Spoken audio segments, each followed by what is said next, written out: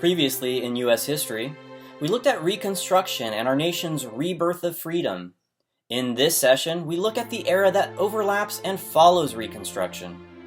The Gilded Age is a disparaging term referring to the time period's social problems and political corruption, which was masked by a gilding representing the unequal economic expansion of the era.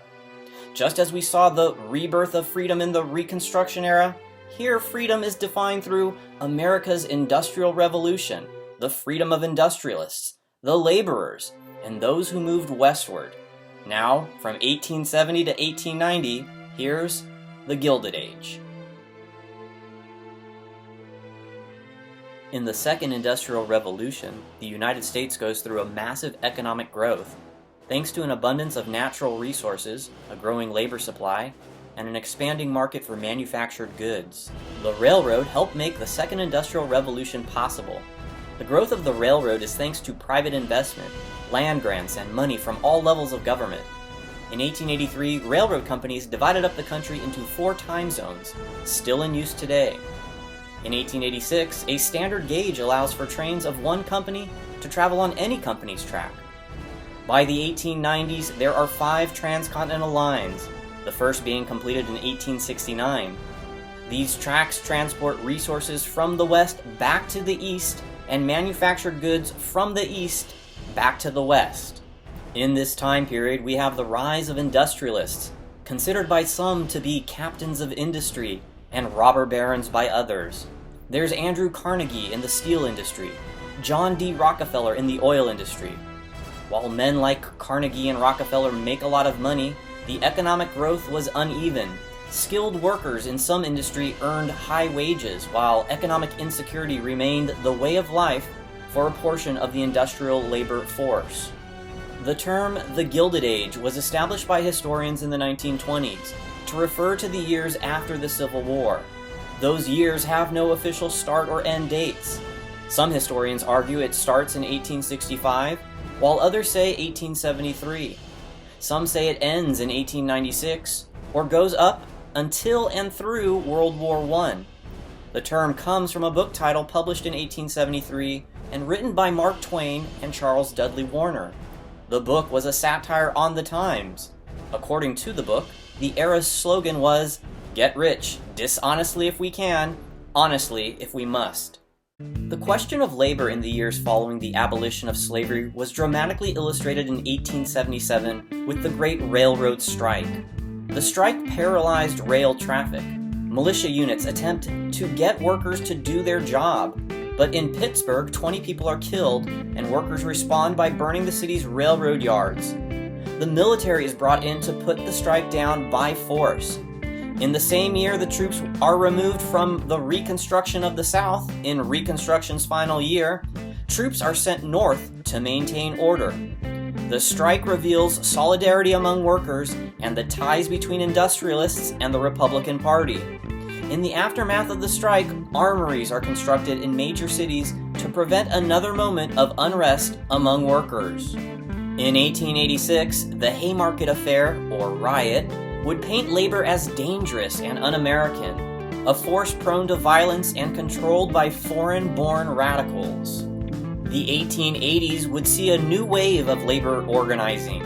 The Knights of Labor became the first union to organize skilled and unskilled workers, men, women, white and black. It was the largest labor organization of the 19th century. The economic inequality of the time allowed labor to raise the question of freedom's meaning to the worker. The land west of the Mississippi River was not empty before white people began settling it. Native people lived on it and lost the land to white settlers by war and treaty. The geography of the West was a diversity of regions: the Great Plains, the Rocky Mountains, the desert of the Southwest, the Sierra Nevada, and the valleys and coastline of California and the Pacific Northwest. The population was just as diverse as the geography. Mexican villagers continued to live on the land after the Mexican-American War ended in 1848. The Chinese began arriving in California at the time of the Gold Rush. 3/4 of the 105,000 people of Chinese descent lived in California by 1880. Mormons migrated to the Great Salt Lake Valley in the 1840s to practice their religion free of persecution. However, the westward expansion meant the doom of the Plains tribes. Tribes like the Cheyenne, Comanche, Crow, Kiowa, and Sioux took to warfare against the U.S. by the 1850s as newcomers made their way west. The most famous victory of the natives against the U.S. was in June of 1876 at the Battle of Little Bighorn. Sioux and Cheyenne warriors led by Sitting Bull and Crazy Horse defeated General George A. Custer and all 250 men under his command. Natives had a definition of freedom. The life my people want is a life of freedom. Sitting Bull, circa 1882. That freedom meant preserving their ancestral lands, culture, and independence. In the eyes of the railroad company, native sovereignty was an obstacle to westward expansion. The federal government, through the Bureau of Indian Affairs, established boarding schools to assimilate native children to American culture and ways. The Wounded Knee Massacre in 1890 became the last major armed conflict between the U.S. and native peoples. The ghost dance was a religious expression which was not understood by the Americans and banned. Soldiers opened fire on ghost dancers near Wounded Knee Creek in South Dakota. Just as the federal government interfered with Mormon religious practices, so too with native peoples. Freedom of religion had its limits in the West. Over time, the West became imagined to be a place of individual freedom and unrestrained opportunity for those unhappy in the East. The Wild West became a place dominated by cowboys and natives, engaged in gunfights, cattle drives, and stagecoach and train robberies. The violent and romantic frontier would be ingrained in the American conscience through literature and later Hollywood. The question of freedom included political freedom.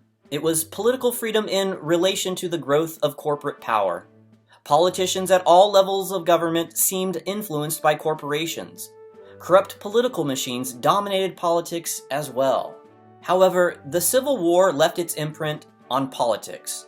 The Republicans had support among Black Americans, the industrial North and Midwest, the agrarian West, and Protestant immigrants. After 1877, the Democrats dominated the South, as well as Catholics in the cities. 1% of the popular vote separated the major candidates in 5 elections between 1876 and 1892. The Electoral College winner in 1876 and 1888 lost the popular vote. There was a succession of one-term presidents, starting in 1876 with Rutherford B. Hayes, who promised a single term, James Garfield in 1880, whose vice president, Chester Arthur, finished the assassinated president's term, Grover Cleveland in 1884, Benjamin Harrison in 1888, and Cleveland winning a non-consecutive second term in 1892. While national politics were overshadowed by economic growth and industrialists, the central government passed some major pieces of legislation. The Civil Service Act of 1883 was passed because of the assassination of President Garfield. The law created a merit system for federal employees. The Interstate Commerce Commission made sure that railroad rates were reasonable for farmers and merchants. There was little impact on the actions of the railroad. The Sherman Antitrust Act banned all combinations and practices that restrained free trade.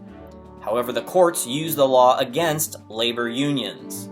As American society became more industrialized, the economy wrestled with the definition of freedom.